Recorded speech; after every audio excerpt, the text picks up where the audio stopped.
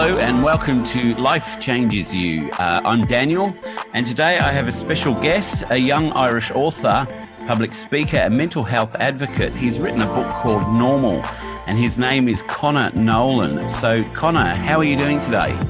Very good indeed. How are you? Good, thank you. And what's the weather like there in Ireland?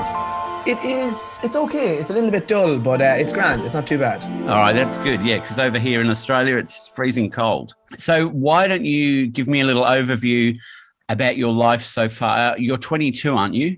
That's right, yeah. Okay, so give me a bit of an overview of your life, what's happened, and I'll just let the listeners know that we're going to do a few podcasts over the next few weeks because Conor brought me a load of different topics and issues that he's faced in his 22 years, and I think they're very important issues to discuss. So, yeah, so Conor, tell us a bit about your life so far. As you said, my name is Conor Nolan. I'm 22. I'm an author, I'm a public speaker, and I'm a competitive powerlifter in my spare time as well.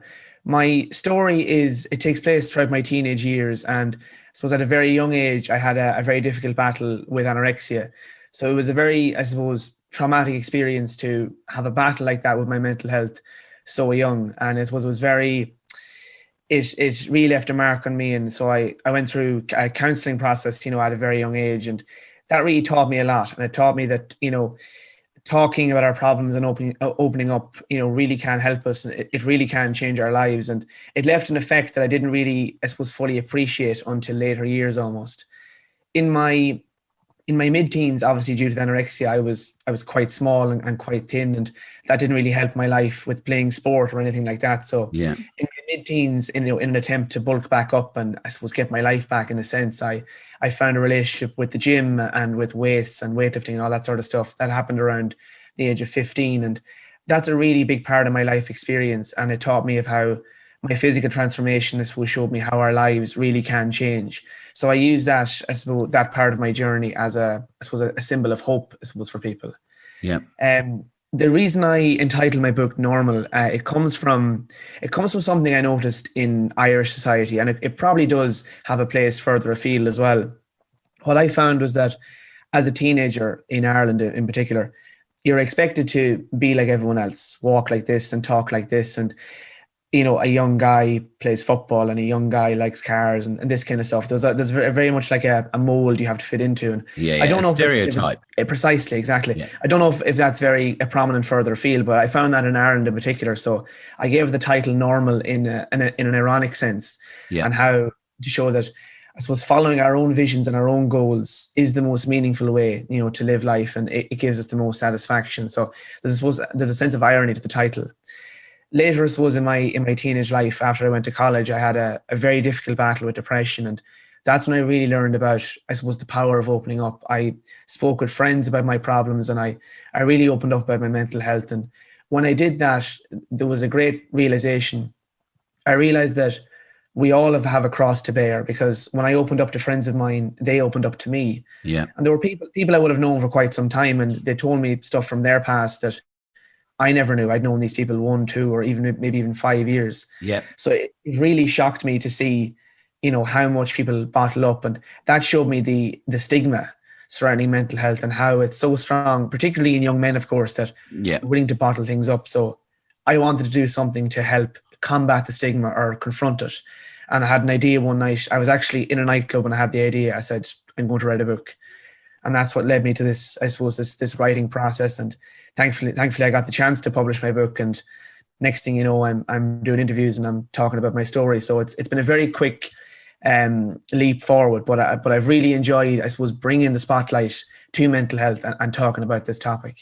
Look, I mean, when you emailed me and said that you thought that what you'd been through worked well with the podcast, I think I said to you that I'd already found you on Instagram and I'd already earmarked you to do a podcast because I thought, this guy looks interesting. I didn't know your whole backstory then until you sent me the email. And what I think is really good about you is you're only 22. I shouldn't say only 22 because for you, you'll have younger people and you'll think, I'm 22.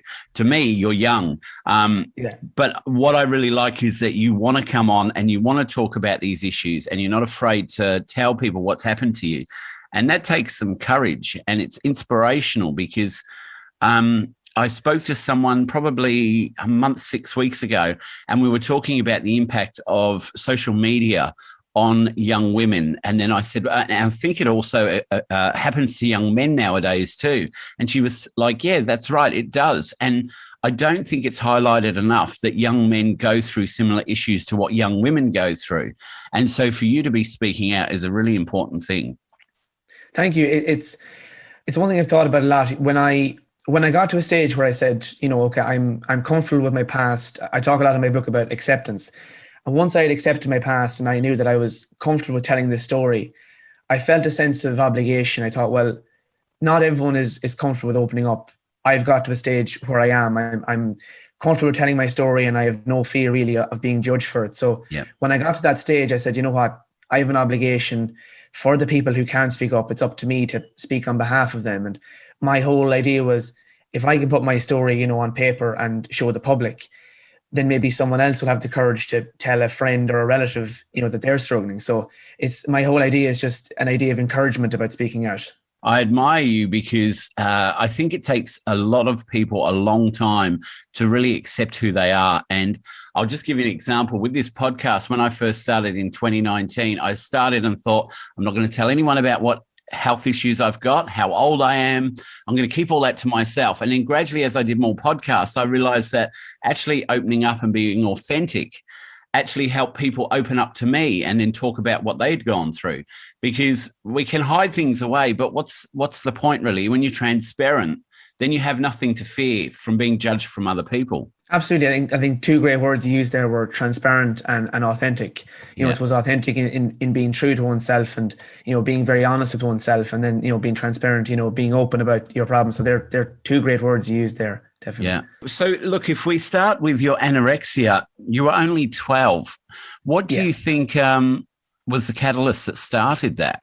So I was playing, this was Gaelic football. I was a huge fan of the GAA at the time. And I remember vividly, I had seen this film called Coach Carter with Samuel L. Jackson. It's about, he's coaching this basketball team, and they were young teenagers, maybe 15 or 16. And he drove them, to be the best team they could be. And he trains the life out of them, he runs them into the ground. And I remember watching this film at the age of maybe 10 or 11 thinking, if they can do that, I can. I wanted to be not just a great footballer, I wanted to be a great athlete. I wanted to be big and strong. And I saw footballers on television and I wanted to be like them. So I wasn't very good at football skill-wise. So I thought, right, if I'm the fittest and fastest and strongest player on the team, I will make up for that. Yeah. So at a very young age, at the age of 11 and 12, I started doing push-ups and sit-ups, and I was running, 3, 4, 5 kilometers a day. And it's stuff that, you really don't see a young boy doing. So I started doing quite compulsively. And at first it was positive. It was working. I was getting fitter and I was feeling good about myself, but it took a bit of a sinister turn. And after some time, I became less concerned about how I was, say, performing on a football pitch and more concerned about how I looked in a mirror. Yeah. And I did start losing weight with all the exercise I was doing. And, I started losing fat and I could start to see my ribs and things like that. So I talk about it in my book. It's a very vivid image. I started looking in the mirror and I started looking at the bones in my face and across my torso. And that became an addiction. It soon became less about the performance and more about losing weight. And it became this really unhealthy obsession, and without me even realizing that was my battle with anorexia in full swing. Yeah. By the time I was finishing, say, primary school and starting secondary school, just before I turned 13, in that summer I lost about, I'd say maybe 8 or 9 kilos. Wow. And I didn't have that weight to lose in the first place, not at all. And so when I started secondary school, I was relatively tall. I might have been 5'3" or 4. And I think I was something like 33 kilos. I was a shockingly low weight. Yeah. So I was really at, I wouldn't say death's door, but my body really was shutting down. And it got to a stage where, my parents were panicking. They didn't know what to do. And they said, right, no, this has to change. Yeah. And the way I describe anorexia in my book is it's very controlling. And it's like, I think I sent this is the extract I sent to you. It's like a monkey in your head. It's like an animal that's taken over, and it's a bit of a puppeteer, and it's controlling you. And control is a word that's used all the time with anorexia, how You want to control your meals. You want to control when and how you eat. Yeah. And a nightmare for an anorexic person is to have more food on your plate than you want, because you won't allow yourself to clear that plate. So it's a very strenuous, I suppose, mental illness in that sense. And it must really bring on anxiety just looking at a plate that's full, thinking, I'm expected to eat all this and I don't want to eat even a quarter of it. Absolutely. And then what happens then is then the comments start, oh, you haven't eaten much, or, are you going to eat? And then, like, that's one thing I say to people is, if you have someone in your circle who's suffering from anorexia, keep your comments at mealtime to a minimum, because you might think you're helping, being like, oh, you should eat more. Yeah. But that's setting off massive alarm bells in their head. So it's a very, you'd be sitting at a dinner table and your heart is pounding because you're waiting for a comment, you're waiting for someone to say something, and you just want to get out of there. It's, you'd like to eat on your own, really, because I still liked food, but I wanted to eat as little as possible. So when I did eat, I didn't want comments. I wanted to just eat what I had, and that was enough. Yeah. So I try and, I suppose, describe this controlling nature. And I say the irony is that you think you're in control. You're the one losing weight and you're the one controlling what you eat. But in reality, it's the mental illness controlling you. Yeah. You are nothing but a puppet on a string. It's in charge, not you. And a very, I suppose, vivid comparison I have is, it's like being possessed. I compare it to horror films and poltergeists. It's like being possessed by a demon. It's not you. And I address the idea of blame a lot when I talk about mental illness, because it can put a lot, especially when you're young, it puts a lot of stress on families, and family can feel, they feel like the young person is to blame, or that they're seeking attention. And I try and show that it's not them, it's not their fault. They are at the mercy of their mental illness. Yeah. And that, when they come out of it, they will go back to themselves, and, of course they'll be older and wiser, but they will go back to the person they once were. But right now, it's not them. They are completely controlled. So the idea of control is a very, I suppose, sensitive part of the illness, and it's a very important part of it. So how long do you think, you say that it was a gradual change from wanting to be fit to then not wanting to eat anything because you wanted, I guess, did you like the way your body looked, or was it more that you felt like the weight you were losing was actually good for you because it would make you faster at your sport? Or yeah, I was in, before I started losing a lot of weight, I was in great shape. Like for an 11 or 12-year-old, like I had teammates who were 14 and 15 who were complimenting me on my shape. I was quite muscular for a young man, but as I began to lose weight, I got this correlation in my head that, right, the more weight I lose, you said it there, the more weight I lose, the faster I'll be. Yeah. The more weight I lose, the longer I can run for in a game, the fitter I will be. So I got this correlation in my head: weight loss equals I become a better footballer. Yeah. And that became the correlation. So that became, I suppose, that's what sparked it. And then as I began to lose, I then became obsessed with the image, and then the image part took over. Yeah. And that's where it became very frightening, because there's no limit to that as you go down. No. And I guess also, I mean, when I was in my late 20s, I went on this Body for Life program, which was, I think it was taking caffeine pills and lots of shakes and stuff like that. And I started to lose the fat and look ripped. And then you get to a stage like you're saying. I mean, I didn't get to the stage you got to, but then you start to think, oh, now do I need a bit off here, a bit off there? And luckily for me, I just gave up with all the shakes and the caffeine pills. I realized the caffeine pills weren't doing me much good because I was only sleeping 4 or 5 hours a night. But I can see how you can be locked into that, because I started becoming obsessed with it too, like running home in lunchtime and working out on the gym to try and make my arms a bit bigger, or skipping a meal. And I was only having 2 shakes a day, and I think a chicken breast with a small bowl of vegetables. And when you do eat something else like a cake, you think, oh my God, now I'm going to put some weight on, So I can sort of see where you are, but obviously I can't see to the point you got to, because how did you make the change around? What happened to, because it would become a mindset, wouldn't it, that this is what I have to do? Yeah, like you said, it becomes so almost, tunnel vision. Yeah. And obviously the body has, no matter how much fat you lose, the body has fat in certain places, particularly around the midsection, that sort of thing. And it becomes an idea that, okay, I want to lose all of that as well. You want any rolls you can see, you want to lose it. So like you said there, it becomes so so tunnel vision. But how my recovery sparked, I was brought to a doctor and I was sent straight into counselling. And my first memory of counselling is it being quite intimidating, it being a very unpleasant experience. My two parents were there, and there was the counsellor and there was a paediatrician as well. So I'm 12 years of age and I've got 4 adults waiting for me to speak, and it was terrifying. Yeah. And one thing I say to people is counselling, even if it's just one-to-one, at first it can seem very daunting, but you begin to realise that the person you're speaking to has your best interest at heart. And when you realise that, you can begin to lean into the help that's there. And what happened for me is, for the first about 6 weeks in counselling, I said very little. I said enough to fill the hour in a sense, because like I say about control, you don't want to give up the ghost in a sense. You don't want to give up what you've achieved. As I say in my book, the monkey does not want to sit down. The monkey wants to keep going. So at first it's terrifying. You're in counselling trying to, reverse this, and the monkey's going, what are you doing? What are you doing? You shouldn't be here.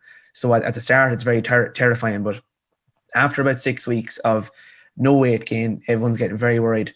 I had a moment, a very quick moment, where I realized, if I don't, because at this stage, I couldn't play football because I was too small. I couldn't even take part in PE in school because my body was just at its lower limit.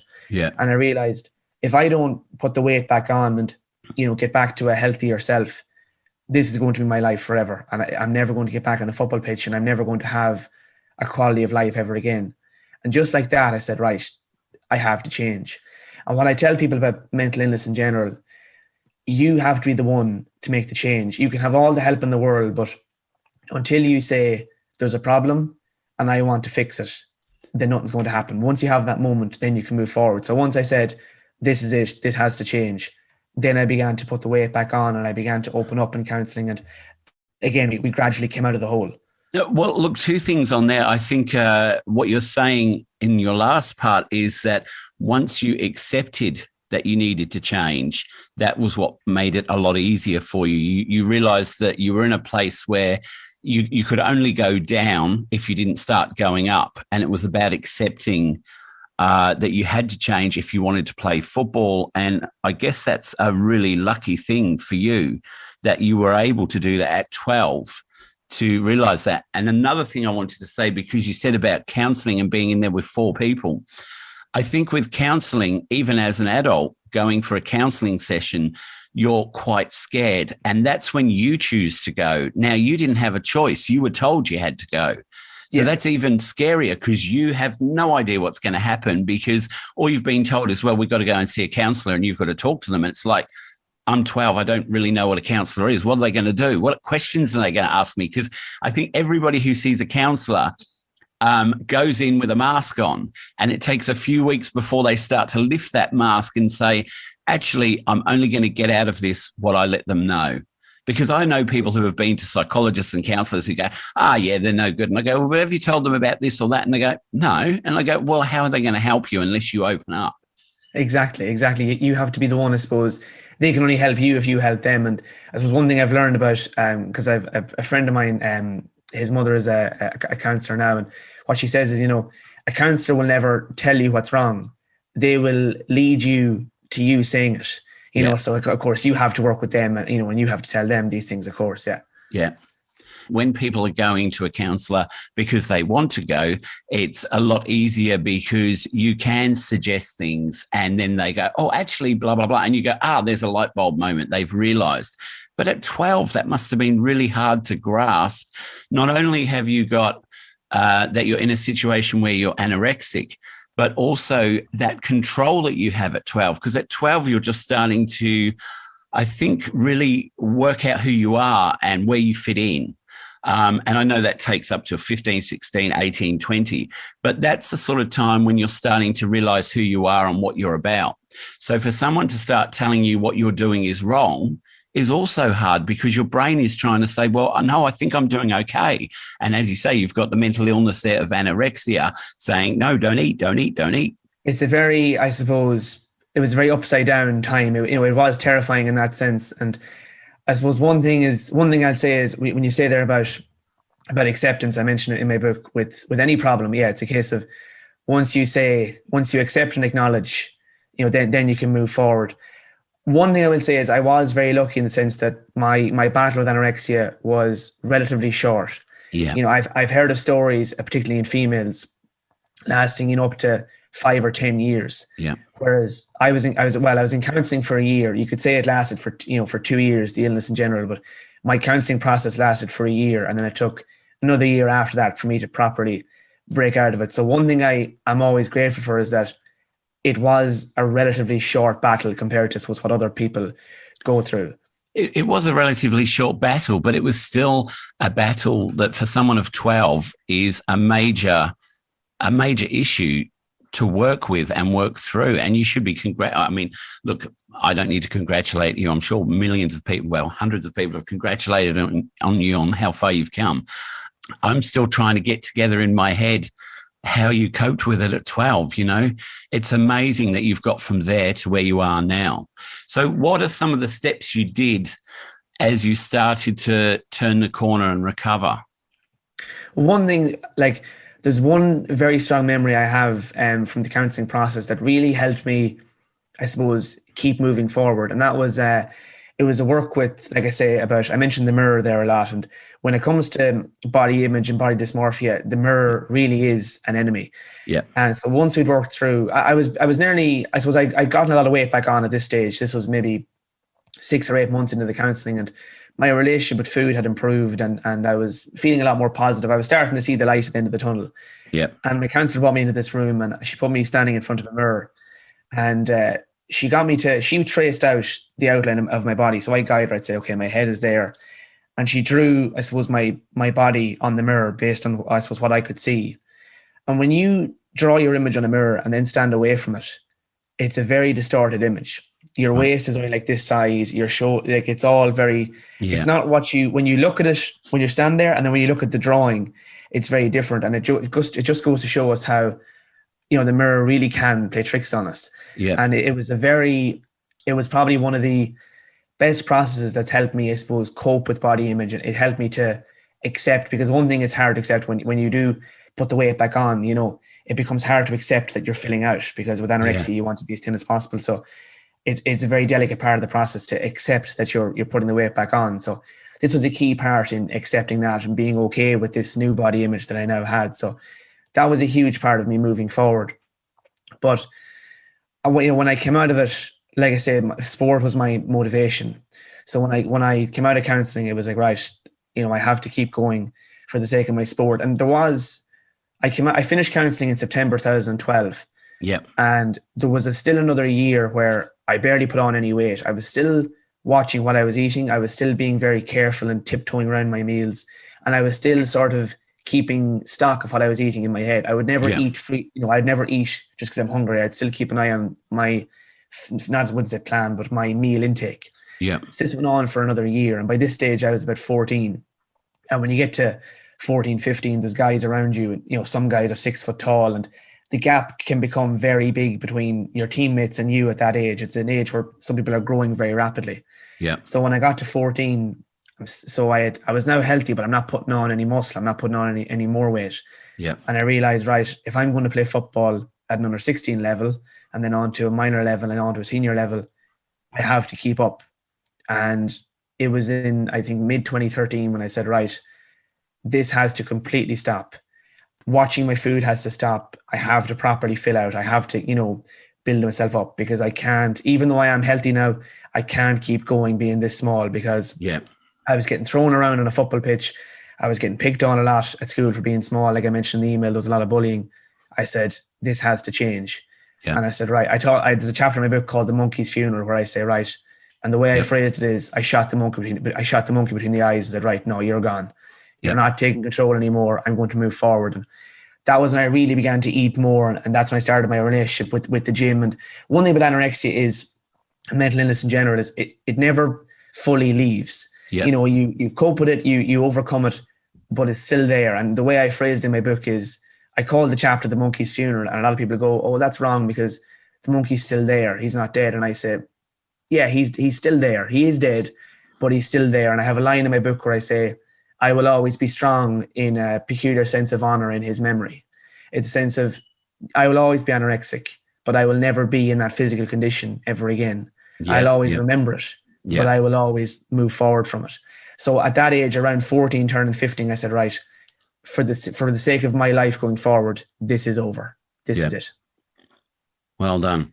I wanted to pick up on, because you said that in the first place, when you became anorexic, it was because you were doing lots of exercise and you weren't eating much. When you reversed that and you started getting back into eating again and having to exercise again for football, how did that feel? Was that because I imagine if you start exercising again, you would be worried that, am I going to lose weight again?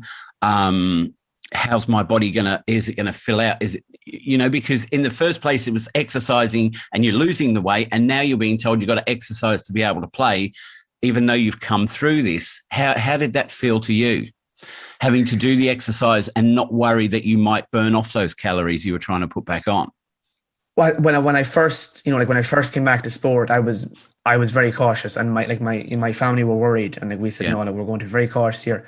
I'm going to make sure I'm eating enough. And I was still, I suppose, I'd started playing football again before I'd left counselling, and I was keeping an eye on my weight and making sure it wasn't dropping, because it is a thing where if you haven't exercised in so long and then you do go back to it, your body weight can go down because of that sudden burning of calories again. Yeah. So I was very cautious. I kept an eye on things. I think because I had been out of action for, the guts of a year, and I had hated being in this, I suppose, such a physically incapable position, that when I did get back to exercising, I felt very grateful and I felt relieved in a sense to be able to be back. Yeah. So I was very cautious. So I knew that if I go losing weight again, I lose this. I lose the football, and I lose being able to exercise, and I lose what I love. So it became a sense of, I have to keep going, otherwise I'm going to go back. I have to keep eating. Yeah. So I was very cautious, and I still, like I said, I wasn't comfortable with eating loads. I wasn't comfortable with, I still wasn't perfectly comfortable with gaining more weight. Yeah. But I knew that I had to stay where I was to avoid going back. So it did involve a lot of caution, but the body did react very well. And I suppose I was heavier when I came out of counselling than I was going in, so I was a bit stronger. So the body was in a better place in that way. And I guess it takes a very strong mindset to be able to turn things around, and to be able to, when you do have those doubts of, coming through the other side and feeling like, am I burning too many calories? Do I really want to eat this? It's a very strong mindset to be able to tell yourself, well, this is what I need to do because this is where I want to be at. And to be able to keep that in the forefront of your mind, that I need to do this to be this. And I guess your love of football really helped you to be able to overcome the monkey. Yeah, I say it's quite ironic that it was a relationship with sport that put me into that mess, as I say, but it was also a love for sport that pulled me straight back out of it. Yeah. And, like you say, it was a case of telling myself I have to eat. And in the year, like I say, when I was 14, the year after my counselling, when I didn't put on any more weight, I was looking around me at guys who were filling out and they were building up into strong young men. And I still hadn't, like I say, I was still watching what I was eating. I still hadn't gained that freedom with food where I could eat plentifully, for the sake of building up. And I looked at them with a sense of jealousy, being like, I wish I could do that. I wish I could eat freely. And I wish I could, even though I was now healthy again, I wish I could eat freely in order to build up muscle. And I knew that I couldn't. I knew that my brain was still stopping me. And I think that was the real test, as I say, to kill the monkey off. That was the real test, to be like, in order to change, you have to completely confront this. Yeah. You have to completely get rid of it. You have to completely change your diet. Well, not change, but up your diet and eat more. And that was, so when I got to 14, turning 15, I think that was the real test of saying, you've been eating enough to keep yourself in good health, but now you have to bulk up. Now you have to move forward. And that was the real test of saying, right, my love for moving forward is going to overcome this. And with your parents, I mean, they were with you along the journey. It must have been quite stressful for them seeing you like that, losing all the weight and not really knowing what to do. How did they come through it afterwards, when you started to bulk up and start to change your mindset and start to be able to eat more and not get rid of anorexia, but to become comfortable that you could progress? there must have been a lot of relief in them that not normal, even though your book's called Normal, but you were normalizing and getting yourself back to a normal life. They were certainly relieved. It was one thing I say in my book, when I was on the downward spiral, my parents started questioning things, and that's a huge, as I could say, alarm bell in your head. When people question your weight loss, it sets off alarm bells, and it's a conversation you want to avoid. Yeah. And shortly before I went into counselling, I remember vividly my mother saying to me, she had a friend whose daughter had been anorexic, so she had seen this before, right? Yeah. And so there was a bad case of deja vu for her. Yeah. She sat me down and said, "Are you okay?" And I said, "I'm fine. I'm fine." I really wanted to burst into tears and tell her I am in bits and I'm running myself into the ground. Yeah. But I couldn't. The anorexia wouldn't let me. So for her, there was a huge sense of relief. And anorexia is a very misunderstood mental illness. And I have one memory where as I was recovering, I was in a hospital. I was getting a checkup from a doctor. It was to make sure that my body was, I suppose, recovering properly, and the puberty process was kicking in. This was maybe 6 months into the counselling. And my mother was there, and a nurse said to her, she said, "Everything seems fine. Conor seems to be okay, but we have to be very vigilant of these things." And I didn't know what the word vigilant meant. And my mother was completely upset at this statement. And I said to my mother, what did the nurse mean? And my mother looked at me and said, "Conor, the nurse basically told us that we missed the boat. We should have noticed this sooner." Right. And it was only in years to come that I became outraged at that statement, that a medical professional said that. And a medical professional led my mother and led my parents and family to blame themselves that they didn't see this coming. So a huge part of my work is to show that there is no blame. Nobody is at fault. So my parents, I realized years later that they did blame themselves. And when my book came out and they were able to read my story, there was a weight lifted off their shoulders. I remember my mother ringing me when she first read it. She said, you were beyond saving. And I said, counseling was needed. And it was a relief for her that, there was no blame. They weren't to blame. It wasn't their fault. Because even though I had recovered for so many years, it's family nature, it's mother nature, or the nature of parents, to blame themselves. Yeah. So they were relieved when I recovered, but in later years when they read my story, they were completely relieved to see that, this was nobody's fault, and this was unavoidable, but we could get through it. So in the immediate aftermath, they were relieved. They were worried that I would go back, with football and everything. They were worried I could slip back, but thankfully, which is only natural, isn't it? I mean, your parents, of course. And it's okay to say, I can imagine how they felt when that nurse said that, my God, why didn't we see it?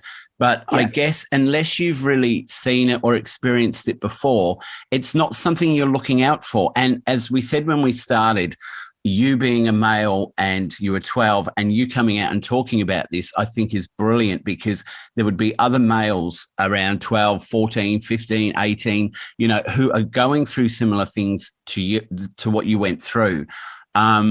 And their families would be in the same position. They could be told by a nurse, "Why didn't you know?" Well, because it's unexpected. We would look probably more for a female than we would look for a guy. I mean, I know that when I was 11 or 12, you could see all my ribs. It was like, I didn't eat for years. And then gradually, as I started to get older, 12, 13, 14, and I started to eat more, then I started to fill out. But aunties and uncles, I remember saying to my parents, going, "Why doesn't he put on any weight?" And it's like, well, he's just skinny. Yeah, exactly. It's I've made up for it now. It's something that it can creep up. But one thing I say is that it can be overcome with the work of the individual and with the support of the family and friends around them. It's something that can be worked through. And one thing I say is that I have a very awful memory of when I was at my lowest point with anorexia. I remember a serious sense of finality, where I was underweight. I could not run. And I thought, this is my life. This is me. This is my life now forever.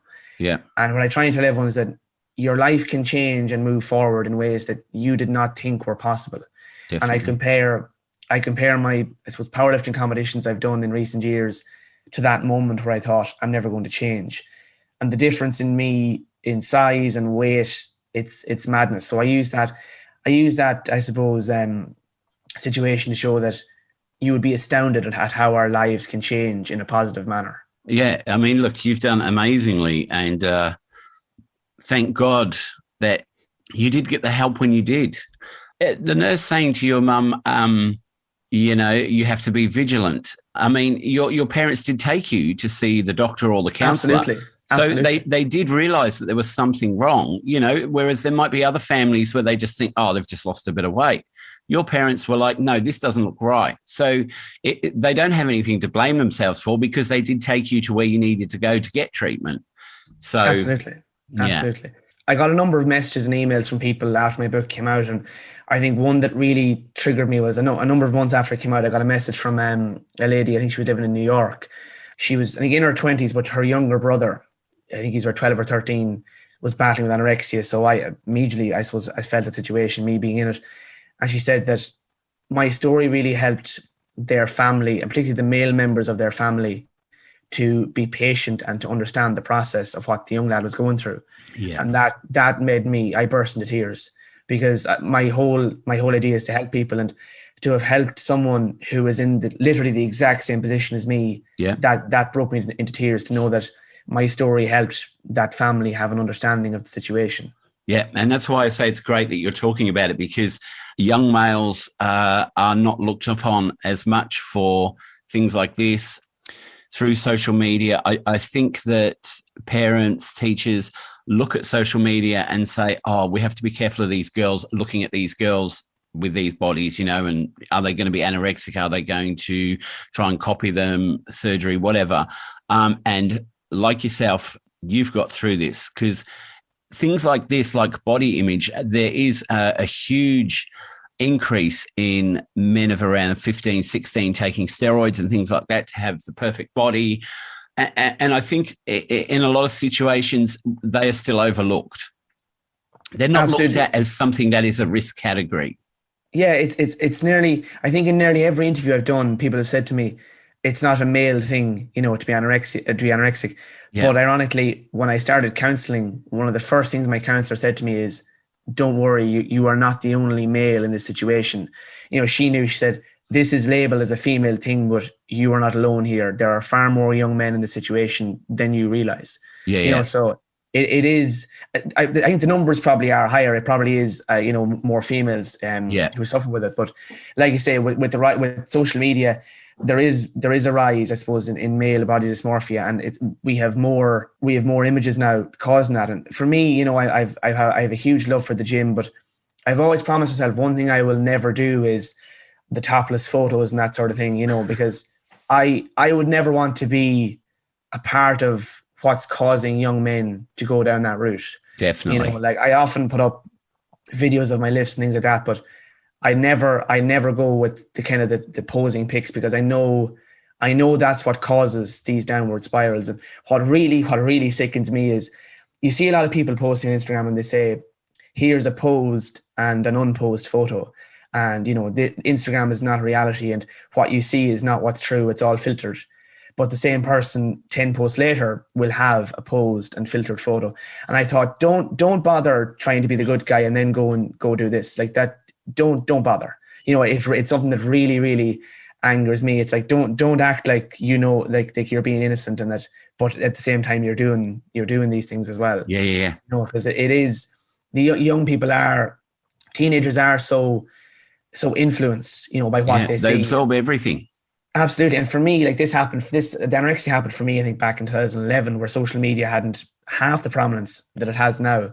So I can only imagine how difficult it is for young people to have this illness now, where you can see all of this filtered and, completely artificial images of people. So it is only getting harder, but I do feel that the awareness of it, there is more, I suppose, wrong with the idea of body image and more negative influence on young people, but there is more people speaking up about it. So it is a two-way battle, I suppose. Yeah, look, I have I've had conversations with friends about images I see on Instagram, and it could be the beautiful woman in a bikini, tanned, looking fantastic. But my issue is it's posted with the hashtag mental health. And I see it as a counsellor as I don't know what young women are looking at that who might be a little bit overweight and are thinking, I need to diet. They might go into anorexia, bulimia, because under mental health, but then the positive thing of that could be is positive body image. I look Absolutely. good. I'm happy with who I am. I'm confident. So that's where I'm torn between, because on the one hand, I'm thinking, I don't want young girls looking at this going, that's what I need to be like. But on the other side, it can be, I feel good about myself. And the person saying, my mental health is good because I feel good. I work hard. I look after my body. I eat right. It's really hard to see who's looking at them and how it's affecting those people. Absolutely. It's hard to, I suppose, monitor the interpretation. It's hard to know how it's being, interpretation, I suppose, perceived, by young people. Yeah. It's hard in that sense. Yeah, definitely. All right. Well, is there anything else that you want to add to your story on anorexia? I think we've covered pretty much everything. One final remark I'll say, because this will become a relevant point in future episodes, is that I went to counselling once a week for a year, and I used to go every Friday morning. Yeah. And I come into school, I come into school late on a Friday afternoon. And my classmates and friends would always ask me, where were you? And I always said the dentist. It's ironic. They must have thought I was getting about 30 fillings at the age of 12. I thought, Jesus, this fella's teeth are in bits. So I think it's ironic. I never told anyone I was going to. Now, I later told these friends in later years that that's where I was going. But I was given this idea of, if you're going to counselling, don't tell anybody. Yeah. Keep the help and keep the mental health talk between the counselling walls. Don't go outside of it. Yeah, that's a message that really left a mark on me. We can go to counselling, that's no problem, but don't tell anyone about it. Don't let anyone know about it. Tell them you're going to the dentist, you're going to the doctor, you're going wherever else. And that's a relevant point I'll talk about in later episodes, because that really left a mark on me. That I think proved the stigma that if you're going to counselling, no bother, but don't tell anyone about it. That is a real worry, isn't it? That people are still ashamed to say they've gone and got some help. Whereas I've had people on the podcast before and we've talked about it, and we've said how much of a positive thing it is. And your friends should be looking at you and going, wow, you needed some help and you went and got it. But I think on the other hand, we're still sort of stuck in that, oh, you needed help? What's wrong with you? And it shouldn't be that way. Absolutely. There's that element of shame of like, you needed help, that's not good. But I think now as we move forward, I think we are leaning more to that side of, it takes courage to get help. As you say, it takes courage to accept and acknowledge a problem. So I think we are leaning more to that side of, if you can say to yourself, I need help, and you go and get it, that's a courageous act, and that's you looking after yourself.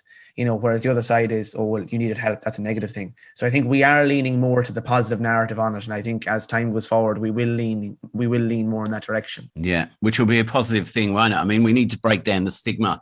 Absolutely. And we need to say that you're working on your mental health rather than you have a mental illness. Exactly. Yeah.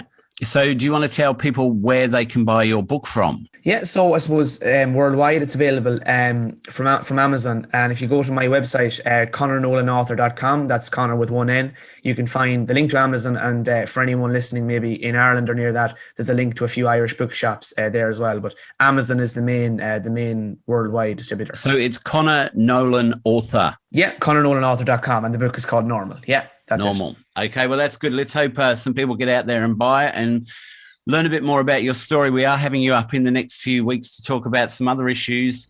But until then, thank you so much, Conor. That was brilliant. Really enjoyed that. It was inspiring. You're a great communicator. And I think the more people who hear your story will benefit from your knowledge. Thank you so much. And thanks for having me. Thank you. No worries. See you later. Thank you. Well, that was another episode of Life Changes You. If you want to contact us, we're available on Facebook, Twitter and Instagram. And we also have a website, lifechangesyou.com.au. So until next time, take care of each other and thanks for listening.